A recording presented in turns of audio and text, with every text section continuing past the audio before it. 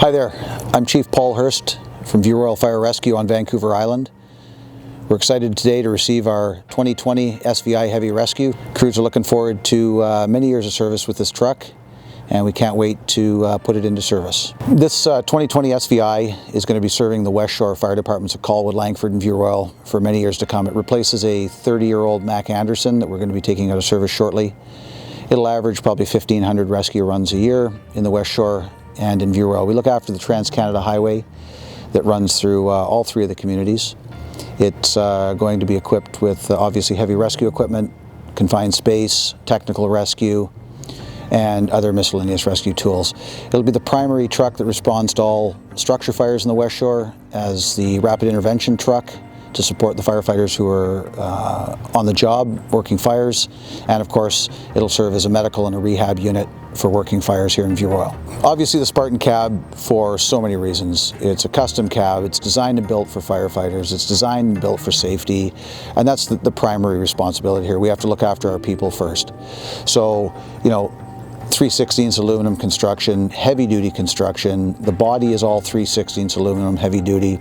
So this truck will be able to withstand years and years of abuse and thousands of runs to fires.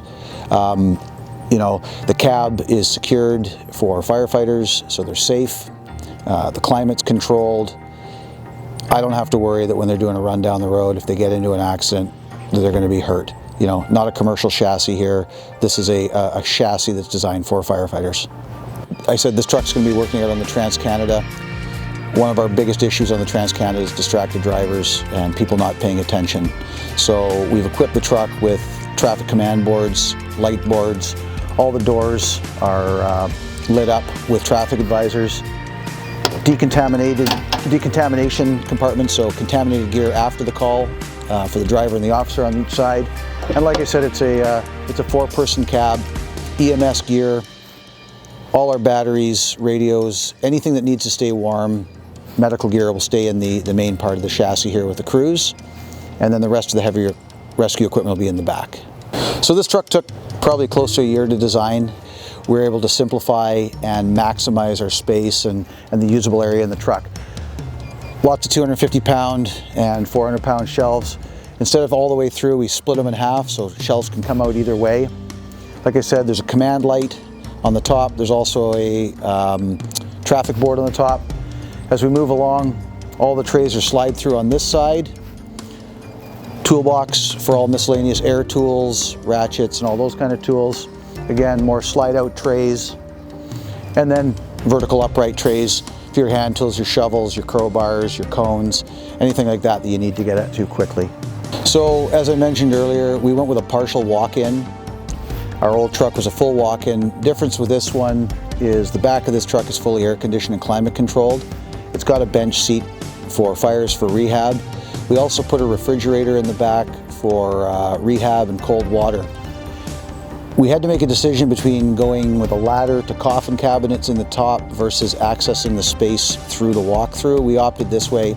Anything that we keep inside is going to be kept dry and warm. So all our high angle, technical rope, anything that we want to keep dry and warm, we're going to keep it inside the truck as opposed to accessing it from the top through coffin cabinets. As we went through the process of designing, one of the things we wanted to do was maximize space, and that's how we've done it with some of these small cabinets. Anywhere that we could find a void in the truck, we put a cabinet or we put a space. So on either side, we've got our New York hooks, our plaster hooks, all our pipe poles. This side will be for timbers and rolls of poly for doing salvage and overhaul. On the side here, we've got a full-size electric awning that comes out. That'll be great for rehab if we've got inclement weather on the island. In the West Coast, we get a lot of rainy weather. Because this truck's going to be running out on the highway, sometimes it'll go out on itself or it'll be backed up by an engine company.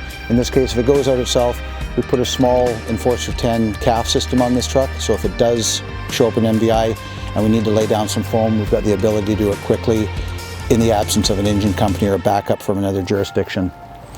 Again, this side, high pressure air reel, that's going to be for all our air tools, and we have high pressure air cylinders up in the void spaces and the hidden spaces that we didn't use as part of functional space in the truck.